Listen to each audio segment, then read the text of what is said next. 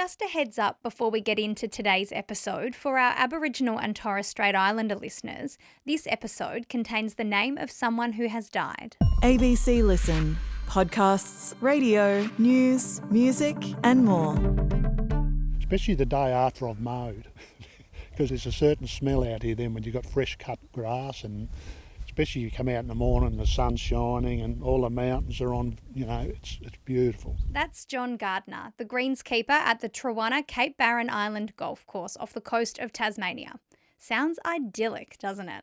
The Marra Wunna Golf Course boasts 9 holes with stunning views and a shoes-optional dress code. The island has a population of around 80 residents, and this course has become an integral part of the community. And if you're adding this beautiful course to your golfing bucket list, think again. This is a course by the locals, for the locals. Golf looks different at Marra Wunna. I'm Poppy Penny, and this is ABC Sport Daily. Louise Miolin is an ABC reporter based in Launceston and was lucky enough to take a visit to the Marra Wunna Golf Course on Cape Barren Island. There are so many lovely threads to pull in this story, Louise, but I want to start with the obvious. How did we end up with a golf course on an island with less than 100 residents? Yeah, that's right, Poppy. It's a pretty amazing place. And I think the way this golf course came about is how many things come about on this island, which is that the community decided that they wanted it. So this community is Aboriginal owned and run, and at a community meeting back in 2013, a woman called Furley Gardner, who has since passed away, she stood up and said, "You know what, fellas, we should have a golf course on this island." Now, prior to this, Furley's son, John, he'd just been hitting golf balls just down the beach on his own. Oh, she probably knew I used to go down the beach all the time, down the river beach, and hit along one end of the beach to the other and hit back. So I think she thought, you know what, he deserves his own place to play. And so that's how it came about. And, a few months later, it opened and here we are. I want to ask about the name because I'll be honest, when I read it, I didn't think anything of it. And then I said it out loud for the first time and I had a bit of a chuckle. It's the Marra Wunna Golf Course. Where did that come from? Yeah, that's exactly what the name's designed to do, I think, is just make people sort of do a double take and have a bit of a chuckle. It was a bit of a play on words for me, and it's different. People sort of looked at it and I said, well, say it quick enough a couple of times. And then I realised that, this marijuana. So the words have been changed, so it's completely ours. You won't find another name like it. A lot of the holes around the course have also got funny names, like the Long Drop is one of them. And John, the man who sort of runs the course, he puts a lot of effort into making really beautiful signs for all these interesting names. So there's some pretty great Marra Wunna signs also. Can you tell me about John and the care he has for this course? Yeah, it's pretty amazing. He's out there, a few times a week at least on the mower, sort of tending this beautiful course that he cares for so much. And he's a volunteer, like he's not getting paid for this. But when I asked him what his role was at the course, he went, well... Everything.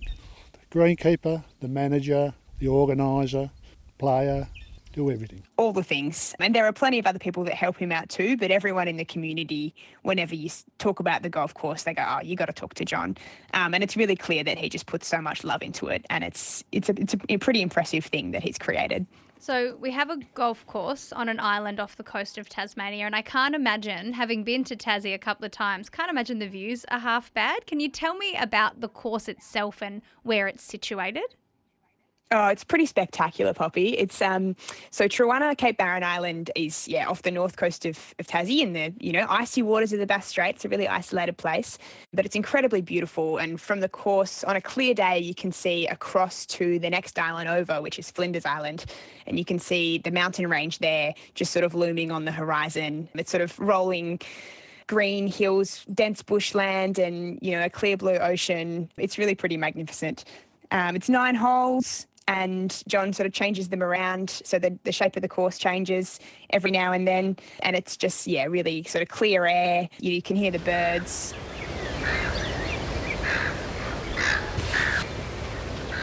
And the birds are actually a pretty fundamental part of the course because on this island, if a crow steals your ball, that's an advantage. So there's lots of things that set it apart from other places. So I want to know a bit about the things that set it apart, because I think for a lot of people, when you think about golf, it's a very proper game. The sport and the courses, there's etiquette, there's proper dress codes, there's manner of playing and those sorts of things. So what are we talking about on Cape Barren Island? You've mentioned the crows. What's the dress code? Yeah, that's exactly right. It's the complete opposite of all of the sort of highbrow, exclusive, rich, high flyer stereotypes that you might have about a golf course, right? You can rock up in whatever you want, thongs, bare feet, whatever, high vis, doesn't matter. And the spirit of the place is really that, you know, you just come as you are. Well, it is important. It brings the community together, rock up, and I'll say that to everyone that wants to have a game. I can't play. Just say, well, it doesn't matter.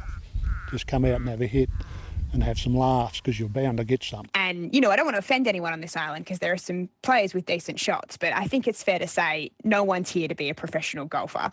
And it really does not matter if you're absolutely terrible at golf. Everybody's welcome. There's a weekly hole-in-one competition that people really get around. And the vibe on the course is just, yeah, it's so relaxed, and you can hear people cheering for one another, like really getting into it. It doesn't matter if you're good at golf or not. People support you 100%. People laugh at each other and laugh at themselves, which is the main thing. I spoke to one player, Tim Maynard, who's one of the island's best players. And when I asked him what he loved about it, he was like, it's not even about me being good at golf. He said it's actually a better feeling when someone else makes a good shot and then you can celebrate. The very first time we held the hole-in-one, I got the first hole-in-one on that day. I reckon it feels better when someone else gets a good shot and celebrate and join in it. So the vibe on the course is just like totally jubilant. It's a lot of fun and, yeah, very much the opposite you might usually associate with golf. So what I know about golf courses with stunning views is that they are often a fairly exclusive and fairly expensive place to get into. So for golf enthusiasts, somewhere like this could become like a bucket list course. Obviously, you know, courses like Barnbougle, which are also in Tassie, is one of those courses. It's a bucket list course. Sort of, this has got those stunning views. It's got those unique rules. People would be drawn to those sorts of things. How hard is it to land a game on the course at Marra Wunna? Well, it's free for a start, so that's pretty different to Cape Wickham Links over on King Island. But, you know, I don't want to pour cold water on anyone's hopes of going there, but Cape Barren Truwana is really quite an isolated place. The Tasmanian government gave the land back to the Aboriginal community in 2005, and the island is run entirely by the community, and so is this golf course. You know, it's not designed with sort of rich tourists in mind. It's for locals. It's been a team-building thing on the community. It's one of the things that have bonded the community together. But for those locals, it's incredibly accessible. It's completely free to play, and it's become a real staple of their social calendar. But yeah, it's very much a course by and for the local community. So if this wasn't built to bring people to the island, can you give me a bit more of an insight into how it has been received and how it's used by the locals? Is golf taking off on Cape Barren Island? Oh, absolutely. When my colleague and I arrived on the island and we were sort of just, you know, speaking to people, what do you like to do? What should we do when we're here? Who should we speak to? So many people said, oh, you got to get out to golf. It's become this real staple of the social calendar, which is quite interesting, right? Because like we said, golf is traditionally associated with, you know, a very sort of exclusive crowd maybe. But here it's become a real it's just staple for the community. And I'm told that the site that the course is on used to actually be used for footy. And that hasn't happened for many years now because there just isn't really the population. But golf has sort of replaced footy as the key sport. And yeah, it's a real sort of part of community life. It's used for socialising. It's used for getting people out of the house and back sort of into nature. In a way, I've seen it get a lot of people out of the houses in the community. You know, where they sit in the house all the time, and it's actually got them out of the house and out walking on country. And it's a gathering place. They hold memorial games when community members have died. I'm Brooke Burke. So today I was the first female to win the Sharon Shuffle Pairs Championship. I've been coming here for 3 years doing the championship since my auntie passed away, and we do this game as a tribute to her. And today I won. How's that feel? Great. So it's really not just about the sport here. It's all those things that sport can do for a tiny community, which is bringing people together. So you hopped on a tiny plane, you went to an amazing golf course. Tell me this, did you have a hit and how did you go? I did have a hit. John coached me through. I was not very good at it. But, like, he was so enthusiastic and it's just such a joy to be there. I'm playing golf with John and I'm just running because I'm so bad that I've hit the ball way too far in the other direction. I've got to go pick it up for him. What do you reckon, John? I got a bit to practice. You've done all right. You know, and like I said, it really doesn't matter if you're not very good at golf. People support you and encourage you, and I think that's what it's all about there. Well, Louise Miolin, you have something that a lot of golf players probably want and will never have, which is to have a hit on the Marra Wunna course at Cape Barren Island. Thank you so much for sharing this story with us. It's such a wonderful yarn. It's the changing face of golf on a small island. Thanks so much for sharing it with us. Thanks, Poppy. Headlines. AFL and prosecutors have abandoned a sexual assault case against Geelong's Tanner Bruin and his friend Patrick Sinnott. The pair were accused of sexually assaulting a woman back in 2023 and were also charged with rape.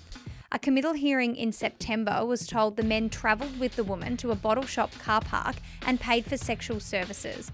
The woman accused them of sexual assault and rape when they allegedly refused to comply with her demands for extra money. Both men were set to plead not guilty before the Office of Public Prosecutions withdrew the charges. The case has been under a 9-month suppression order, which has now been lifted. The Wallabies Spring Tour of Europe isn't set to get any easier as they prepare to face Ireland this weekend without Will Skelton, who injured his ankle playing for his club side La Rochelle in France. James O'Connor has also joined the squad as fly half cover after Carter Gordon aggravated a quad niggle in the loss against Italy. The Wallabies are facing some unwanted history of becoming the first Australian team in almost 70 years to go winless through a 4-test tour of Europe, with Ireland and France still to come. Cricket, and as I said yesterday, it's a week for watching Sheffield Shield ahead of the first Ashes test in Perth starting next Friday. All eyes are on the Wacker ground in Western Australia as Cam Green tests out his new bowling action to see whether he can contribute with the ball for the national team this summer. And the good news? He had a wicket within his first 3 overs. Beautifully bowled, and Green has one. He's on the board. It's been a good spell so far from Cameron Green, and he richly deserves to get his first one this morning. Brendan Doggett proved why he was included in the squad, taking 5 wickets for South Australia, and in reply, Beau Webster took 5 for 50 for Tasmania. And you know how everyone is always worried about whether Steve Smith has found his hands at the start of every summer? Well, he scored a 50 for New South Wales against Victoria, so I guess he found them just in time. Lovely looking shot from Steve Smith, and that brings up his 50. It's been a fine knock from Smith. He's steered the ship and sort of steadied the ship for New South Wales as wickets have tumbled around him. F1 and Ferrari boss John Elkann had some harsh words for his drivers after both Lewis Hamilton and Charles Leclerc failed to finish the Sao Paulo Grand Prix on the weekend, telling them to focus on the driving and talk less. If we look at our engineers, there's no doubt that the car has improved. If we look at the rest, it's not up to par. We certainly have the drivers for whom it's important that they focus on driving and talk less, because we still have important races ahead of us. The comment came after Lewis Hamilton referred to his season as a nightmare. I mean, this is a nightmare. I've been living it for a while, so the flip between the dream of driving for this amazing team and then the nightmare of results that we've had, the ups and downs. Tomorrow I'll get back up, I'll keep training, I'll keep working with the team, and I'll come back as strong as I can in the next race and try it. One to watch. Soccer fans will have heard of a bicycle kick, but how about an icicle kick? In the Canadian Premier League final, Atletico Ottawa scored a stunning victory over Cavalry FC in temperatures that were 8 degrees below freezing, thanks to an overhead kick from David Rodriguez. Trying to cross. Anyone's to claim in the air. Bicycle! Oh my God! The most incredible goal in CPL history levels this final. The conditions were such that play had to be halted every 15 minutes for a snowplow to clear the lines, and goalkeepers were using shovels to carve out their boxes. At some point, you just got to call it a day. I'm Poppy Penny, and this is ABC Sport Daily, produced by Jason Ford. Thanks to Fox Sports, Sky Sports and the Canadian Premier League for the extra audio used in this episode. Discover more great ABC podcasts, live radio and exclusives on the ABC Listen app.